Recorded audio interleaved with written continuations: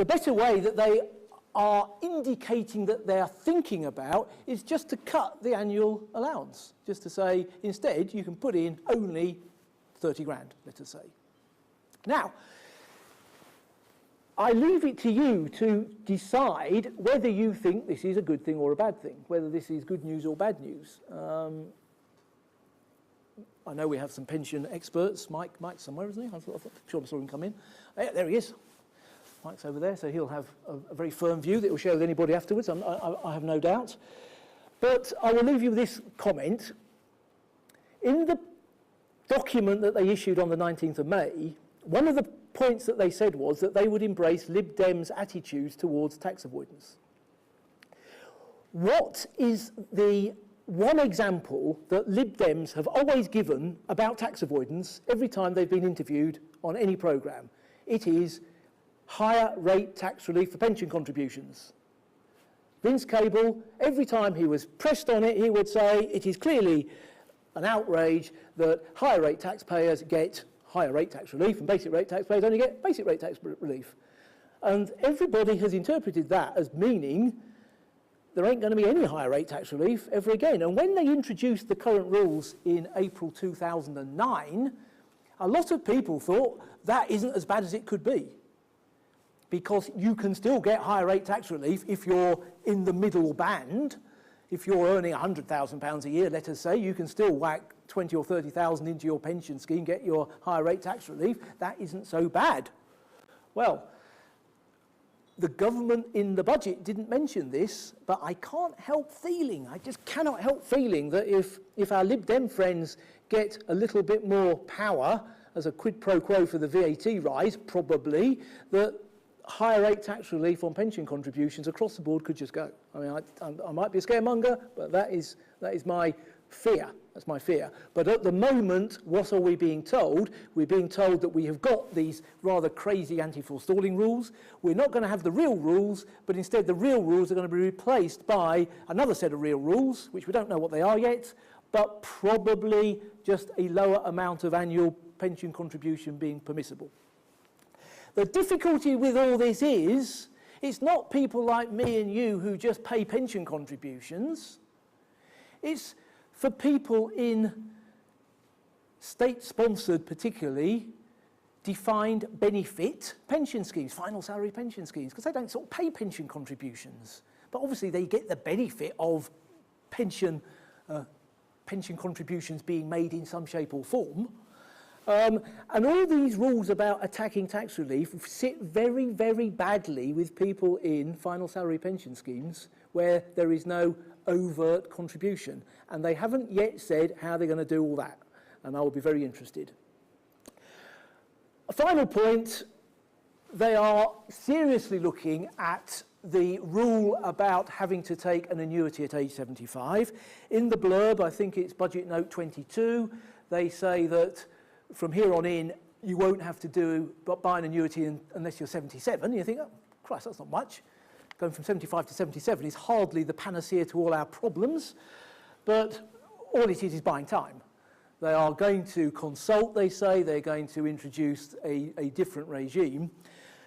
I'm not sure they're going to do very much to change the dreaded 82% tax charge that applies if you go into drawdown after age 75 and drop dead.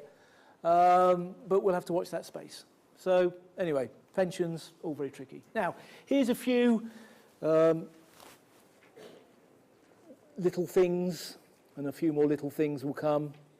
Insurance premium tax, not much to say about that. Because VAT went up, this has gone up. It was 5, it's gone to 6. But certain insurance policies, the government previously decided was more like VAT avoidance than a real insurance policy, and by which if you buy a car, if you separately buy a warranty with it, the argument was, oh, that's only liable to insurance premium tax at 5% rather than the VAT on the car at 17.5%. So certain policies were taxed under insurance premium tax at 17.5%. That's going to 20, and the lower rate's going to 6. Tax avoidance. There was a separate paper. Mr. Osborne said everything would be through his words in the budget. He lied. There was a separate paper, nicely headed up, tax avoidance, with 4 or 5 paragraphs in there, some of which I won't bore you with. I will bore you with 2 of them, though. EBTs. What's an EBT, you shout? Well, some of you in this room will know very well what an EBT is. An employee benefit trust. EFIRBs. What's an EFIRBs? An employer financed retirement benefit scheme is what an EFIRBs is.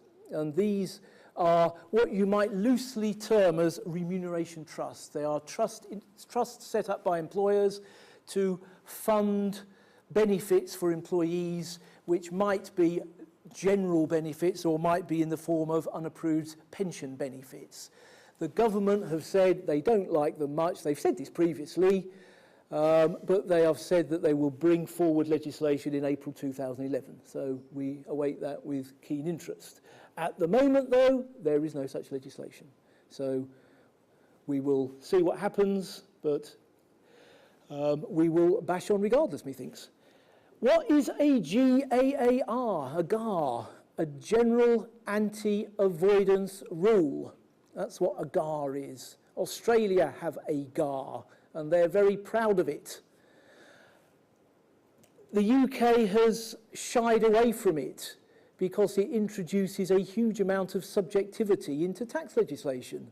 Basically, it says, we will tax you sort of as we like if we suspect you're trying to avoid tax.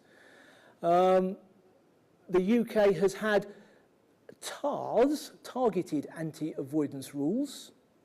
There's one particularly regarding capital losses for capital gains tax purposes, but never a GAR. They are thinking about it, and we will have to see what form it takes. But that will give tax avoiders some headaches, methinks. I've just sort of mentioned this because in the Lib Dems world, paying pension contributions as a higher rate taxpayer is tax avoidance. There was no mention of this in this document. In the Lib Dems world, getting main residence relief on a second property is tax avoidance, which you can do. People in the room probably know if you make a judicious election, a main residence election, you can have more than one property which is exempt from capital gains tax. MPs call this flipping. And since MPs started calling it flipping, it started getting a certain amount of notoriety and abuse. But the legislation is perfectly straightforward and has been around for a long time. And it's basically designed to prevent people paying capital gains tax on a house that they have lived in and can't sell when they move to a new house that they're going to live in. House number 1 would cease to be their main residence, and unless there's an overlap period, they'd start having to pay capital gains tax, which couldn't possibly be right. But anyway, nothing about that, so that's good.